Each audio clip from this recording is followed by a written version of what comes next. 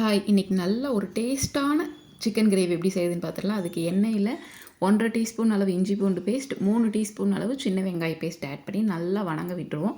இது கூட 1/4 ஸ்பூன் அளவு மஞ்சத்தூள், 1/2 டீஸ்பூன் அளவு பட்டை ஏலக்காய் தூள், 1 டீஸ்பூன் அளவு மிளகாத்தூள், உப்பு போட்டு நல்லா வணக்கிக்குவோம்.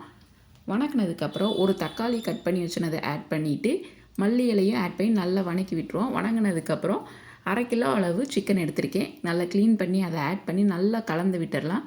சிக்கன் நல்லா ஒயிட் கலரில் வந்ததுக்கப்புறம் ஒரு 1/2 டம்ளர் அளவு தண்ணி ஊற்றி குக்கரை மூடி 2 விசில் வச்சு சிம்மில் ஒரு 5 மினிட்ஸ் வச்சு அடுப்பு ஆஃப் பண்ணி நம்ம ஓப்பன் பண்ணி எடுத்தோம் அப்படின்னா எண்ணெய் மேலால் திரண்டு சூப்பராக நமக்கு இப்போ சிக்கன் கிரேவி ரெடி ஆயிடுச்சு. தண்ணி கொஞ்சம் அதிகமாக இருக்கிறனால மூடியை திருப்பி போட்டு வற்ற வச்சுட்டு இந்த அளவு கன்சிஸ்டன்சி வந்ததும் அடுப்பு ஆஃப் பண்ணி நம்ம சர்வ் பண்ணோம் அப்படின்னா சூப்பரான டேஸ்ட்டான சிக்கன் கிரேவி ரெடி ஆகிருக்கு.